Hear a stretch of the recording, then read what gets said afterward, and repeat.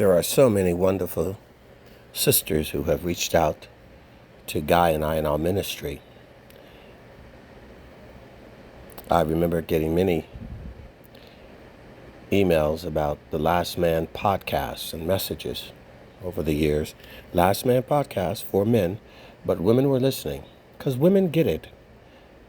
Their pineal gland, their spiritual centers are open before a man's, so they get it. And because my mission is for men, there are the occasional single women that, just like Yeshua, our Lord, had many of these women that followed him, but not the married women because they're under the authority of their husband. And many times, as you see it predominantly, particularly in the African American black churches of America, they are 70%, 80% controlled by women.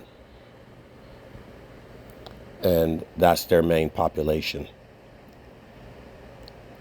Mostly women. Where are the men?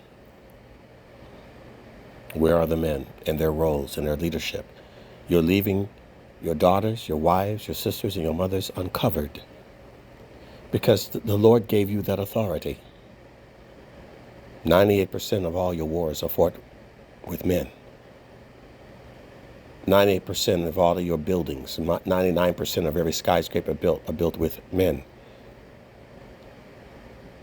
The real hard work physically and the real hard work spiritually are the men.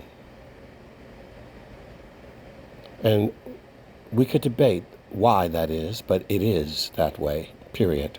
I don't know, why were you born male and another person was born female, or you were born black and I was born, or another person was born white, or you were born tall and somebody else was born short. It is what it is.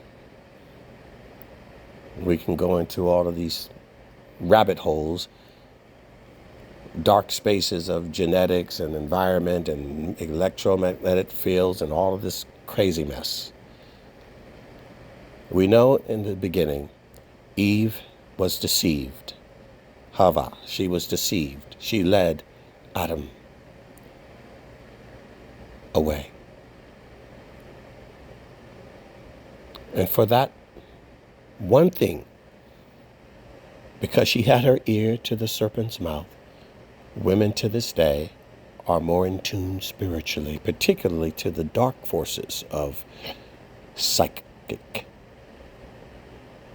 astrology. All of that esoteric ethereism, mystic, spells, sorcery. They're more prone to it. We call it intuition. It's that spiritual level. But when a woman becomes a servant of the Lord, because of that edge over a man, that more quick spiritual sense she has, she becomes a dynamite for the Lord and becomes the greatest asset to a man. Spiritually, so spiritually in tune with the Father, that in her role, she does not use that to usurp the man's authority. But many of you do. I've had even men say, oh, she's more spiritual than me. Well, what is that supposed to mean? You are her covering. You are her authority.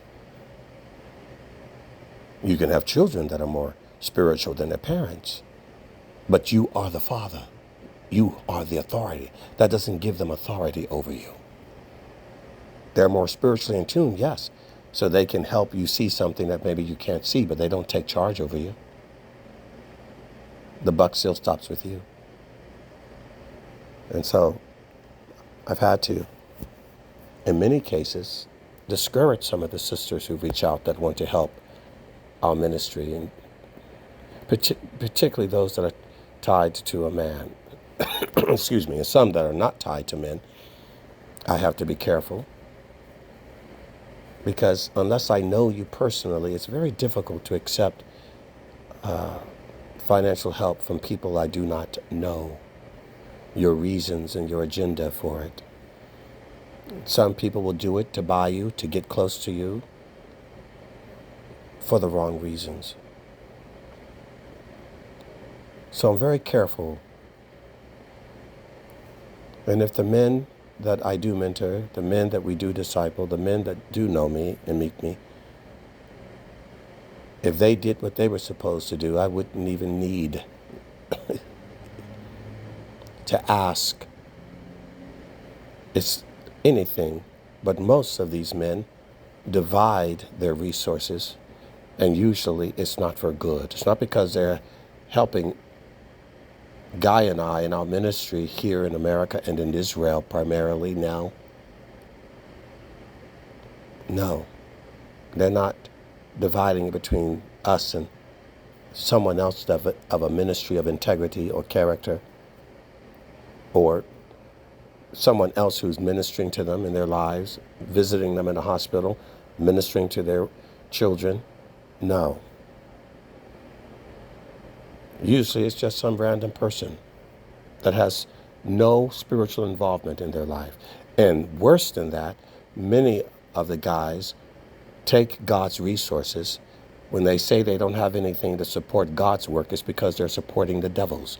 So you take what God has given you, ask and say you're thankful for what God has given you, and divide God's bounty and give half of it to the devil's, to casinos, to alcohol, to cannabis, to vapes, to cigarettes, to your mistresses.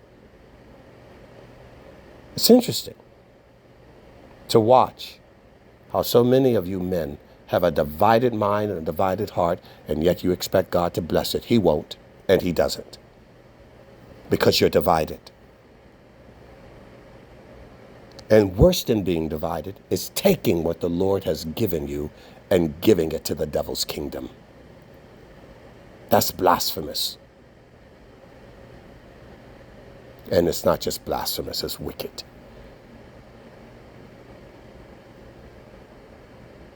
So to you, sisters, to your credit, thank you for reaching out and wanting to be a part and to help in the work. It is greatly needed. But if you are married, please, we don't accept your gifts unless it is by the authority of your husbands. That is the only way. And if you're single, it is very difficult to accept gifts from people we do not know, have not seen, had no conversation with, and have no idea of your intent or your agenda. So you have to find a way to make that clear, else I will not receive it. And for those of you men who decide that you are completely content and satisfied with your way of conducting your spiritual responsibility in life, God is judge. He'll deal with you. But no matter what, the Lord's work has gone on and will go on with or without you. It is the Lord who sees to his word. And it is a privilege and an honor and a blessing to be a part of it.